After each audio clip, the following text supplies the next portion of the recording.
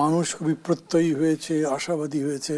তারা মনে করে পুরানো জীর্ণ যা বাদ দেওয়া উচিত, সেই রকম একটা দেশ বদলে আমরা নতুন বাংলাদেশ করতে পারবো।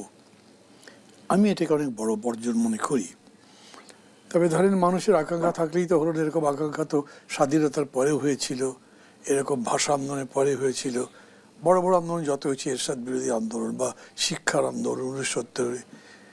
কিন্তু পরবর্তীতে সেটা ট্রান্সলেট করেনি ইন্টু রিয়েলিটি, বিকজ লিডারশিপ এইটাকে সেই জায়গায় নিয়ে যেতে পারেনি। এখন এই 6 মাস সরকার দেশ চালিয়েছে, আমি মনে করি হানিমুন পিরিয়ড ওভার। এখন আপনি বলতে পারেন যে আসলে কীরকম হচ্ছে, সংসার কি সাজাতে পারছে, সুখের সংসার হবে, কীরকম হবে, এগুলো যদি বলেন তাইলে আমি এইখানে অর্জনের হার এমন কিছুই দেখি না। মানে ধরেন বেশি করে বলা হয়েছে কি আমরা যে বদলাবো দেশটা, সেটা সংস্কারের মাধ্যমে, রেভলিউশনারি ওয়েতে না। অন্তত ডক্টর ইউনূস সেটা বলেননি। হয়তো কেউ কেউ বলেছেন যারা আন্দোলনে ছিলেন, ছাত্র তরুণ, কিন্তু আন্দোলনে যেটি স্টিয়ার করছেন তিনি এটা বলেননি। তিনি কনস্টিটিউশনের পথে থাকতে চেয়েছেন, এখনও আছেন, গণতন্ত্রের পথে থাকতে চেয়েছেন এবং ইনক্লুসিভ পলিটিক্সের কথা বলছেন। সেই জায়গাতে তার অর্জন আমি এমন কিছুই দেখি না। পলিটিক্যালি যদি বলেন, সংস্কারের কিছুই হয়নি। 6 মাস পরে 6.5 মাসের মতো হয়েছে, ধরেন অনেকগুলো কমিশন করা হয়েছে, সেই কমিশনের 15টার মধ্যে 6টা রিপোর্ট জমা দিয়েছে। সেই রিপোর্ট আবার ফাইনাল হয়নি, সেটা 8 তারিখে ফাইনাল হবে। তারপরে তারা কথাবার্তা বলবেন অন্যদের সঙ্গে। প্রক্রিয়াটাই ভুল আমি বলবো। কেন এই 6 মাস ধরে এই প্রস্তাবগুলো নিয়ে কথা বলা যেত, যাতে ডিফারেন্সগুলো কমতো, কিন্তু এখন আপনি একদম ফ্রেশ দেবেন যে আমি জানি না কি লিখেছেন, পত্রপত্রিকায় আসছে। 3টা টার্ম ইলেকশনই হয়নি, শেষ হয়ে গেছে, গণতন্ত্র শেষ হয়েছে। আপনি এখন চান যে একটা ফ্রেশ ইলেকশন হোক, অ্যাকসেপ্টেবল টু এভরিবডি, এবং কোয়ালিটি একটা ইলেকশন, যেই ইলেকশনের উপর দাঁড়িয়ে আপনি গণতন্ত্রের পথে সুগম সুস্থির মসৃণ যাত্রা শুরু করতে পারবেন। তো তার জন্য কি লাগবে? একটা ভালো পুলিশ বাহিনী লাগবে, ভালো ইলেকশন কমিশন লাগবে, ভালো একটা আমলাতন্ত্র লাগবে। এই 3টার কোনোটাই হয়নি। একটা আইজি চলে গেল, তার বদলে একটা আইজিকে নিয়ে আসলেন, এটা তো সংস্কার নয়। সংস্কারের সাথে গুণের প্রশ্ন জড়িত আছে, মানের প্রশ্ন জড়িত আছে। ওই দিকে যদি দেখেন তাহলে কিছুই হয়নি। এই যে এতগুলো প্রস্তাব আসছে না, আমার কাছে একটা প্রস্তাব ভালো লেগেছে, যেটা অ্যাডমিনিস্ট্রেটিভ কমিটি দিয়েছে, যে 4টা কী বলে এই ডিভিশনগুলোতে হাইকোর্টের সার্কিট বেঞ্চ দেওয়া হোক, আর উপজেলাগুলোতে বিশেষ আদালত করা হোক, যাতে বিচার ব্যবস্থা জনগণের দোরগোড়ায় পৌঁছে। এটা একটা পজিটিভ স্টেপ পড়ে রয়েছে। আবার বাকিগুলো যাই দেওয়া হয়েছে সবই বিতর্কের মধ্যে পড়বে বলে আমি মনে করি। আর ডক্টর ইউনূস বলেছেন যে যদি ঐক্যমত্য না হয় তাহলে আমি কোনো কিছু করব না। তো আপনি 4টা প্রদেশই বলেন, বাইক্যামেরাল লেজিসলেচার বলেন, তারপরে সংখ্যানুপাতিক ভোট বলেন, সবগুলোতে বিতর্ক হবে। আমি বড় মাপের বিতর্কে যাচ্ছি না, যে এটা কোন ক্যারেক্টারের কনস্টিটিউশন হবে, কী নামে দেশ ডাকবেন, ওইসব বিতর্কের মধ্যে যাচ্ছি না, কারণ ওগুলো তো একদম সরাসরি।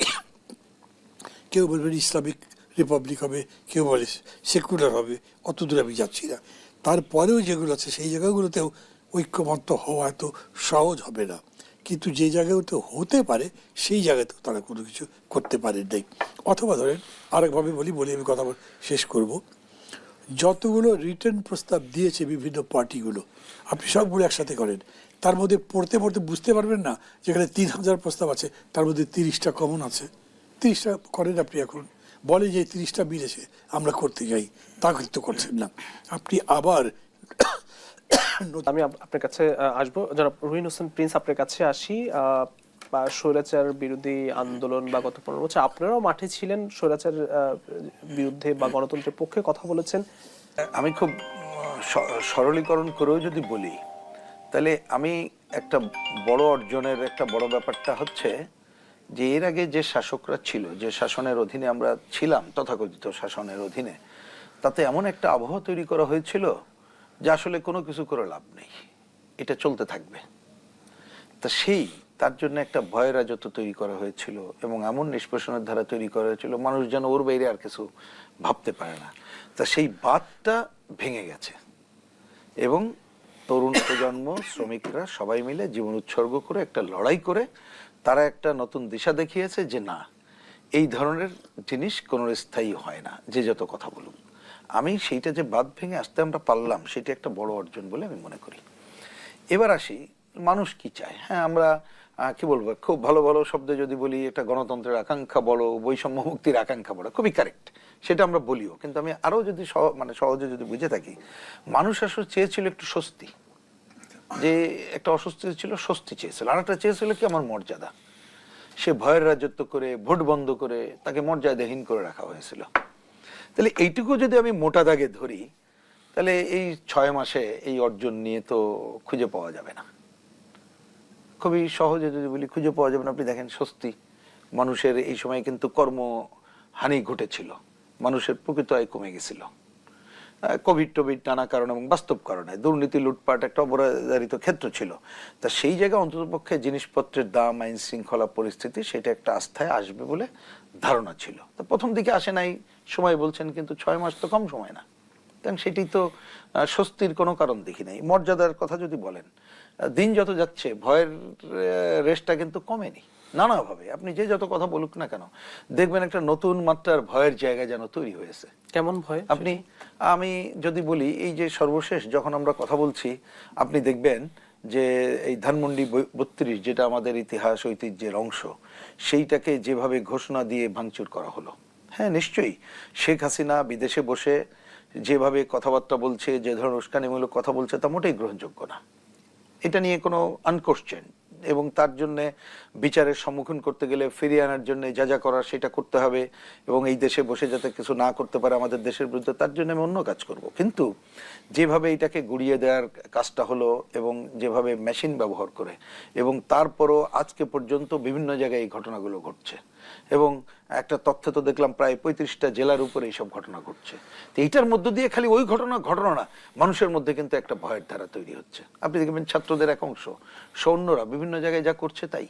এবং আপনারা স্বীকার করেন না করেন, আমি তো দেখি যে পত্র পত্রিকা অন্যান্য জায়গায়, হ্যাঁ হয়তো কাগজে কলমে সব ঠিক আছে, কিন্তু নানা ধরনের এই ধরনের ভয়ের মাত্রাটা কিন্তু আছেই। এটা অস্বীকার করার কোনো কারণ করতে পারেন, কিন্তু আমরা দেখছি। আপনি এমন কি ধরে নেন, পুলিশ থেকে শুরু করে অন্যরা তাদের ভূমিকা নেওয়ার বিষয়টা বলে, আর্মি ওইখানে গেল, যেভাবে ভুয়া ভুয়া বললো, চলে আসা হলো। তো বিষয়টা কি, মানে আমি যে পুরো পরিস্থিতিটাই ওই একটা ঘটনা দিয়ে আপনি মূল্যায়ন করতে পারবেন, ওর প্রতিক্রিয়াগুলো কিন্তু এই ধরনের হচ্ছে।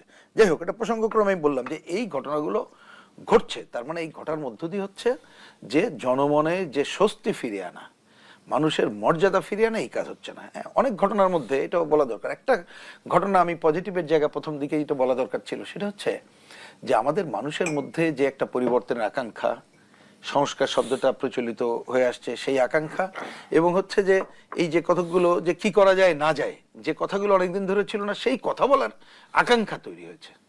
কিন্তু আপনি দেখেন যে সংস্কারের কথাটা বলে 6 মাসের মধ্যে আমাদের তো একটা বড় কাজ ছিল, যে নির্বাচিত প্রতিনিধির হাতে ক্ষমতা কিভাবে ফিরে দেওয়া যায় সেই কাজটা করতে, এবং সুনির্দিষ্ট তারিখ বলতে হবে। আজকে আপনি এখানে ভূমিকা উল্লেখ করলেন যে আমাদের প্রধান উপদেষ্টা বিদেশি গণমাধ্যমে এটা বলেছে, উনি সুনির্দিষ্ট করেছে যে ডিসেম্বর, মানে আজকেই, যদি আপনার কথা শুনে বুঝলাম, হ্যাঁ, যদি সুনির্দিষ্ট করেন, যথেষ্ট সময় একটা সুষ্ঠু গ্রহণযোগ্য ভোটের জন্য যা যা সংস্কার করা দরকার ওইটা করে কিন্তু ভোট চাই, ওইটা না করে কিন্তু ভোট আমরা চাই না।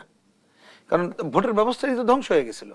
এবং সেইটা করা, যদি আমাকে জিজ্ঞেস করেন 6 মাসে, আমি তো বলি যথেষ্টই, খুবই করা যেত কি, আমি একটা উদাহরণ যদি দেই, এটা আমরা কিন্তু প্রথমেই বলেছিলাম, যে সংস্কার কমিটি করা হয়েছিল তাদেরকে যদি বলা হতো এরকম করে যে আপনারা রিপোর্ট দেওয়ার আগে বিভিন্ন রাজনৈতিক দলগুলো, আমি এই কথাটা বলতে চাই এই জন্য কারণ একাধিকবার আমরা এই বিকল্পগুলো পরিষ্কার বলেছিলাম, এটা করে নাই, না করে বরঞ্চ আমি দেখতে পাচ্ছি যে 2-1টা এমন এমন কথা তারা সামনে নিয়ে আসছে, প্রধানত সংবিধান সংস্কার, বা ধরেন প্রশাসনের অন্যান্য জরুরি সংস্কার আছে, কিন্তু প্রদেশ অনেকগুলো কথা আসতে পারে, আমি আশা নিয়ে আপত্তি করছি না, কিন্তু দেখা যাচ্ছে ওইটাই প্রধান বিতর্ক চলে এসেই এইটাকে অন্যদিকে যে ডাইলুটেড হয়ে যাচ্ছে।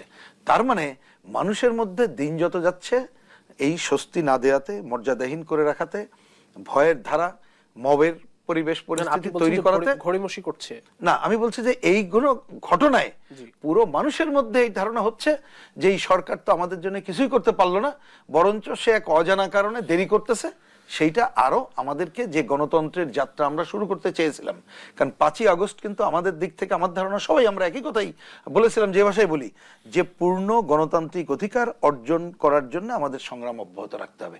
সেই সংগ্রাম আগের মতো মারদাঙ্গা সংগ্রাম না, কিন্তু আমরা ওইখানে আছি, কিন্তু মানুষ এখনো তার কোনো রেখা দেখতে পাচ্ছে না। জি, ধন্যবাদ। আমি আসবো একটি বিরতি থেকে ফিরে এসে। প্রিয় দর্শক, সপ্তাহে দেশে নিচ্ছে একটি ছোট্ট বিরতি, ফিরছি একটু পর, সঙ্গে থাকুন। এই কথাটাকে কত সিরিয়াসলি নিতে হবে তা তো আমি বুঝতে পারছি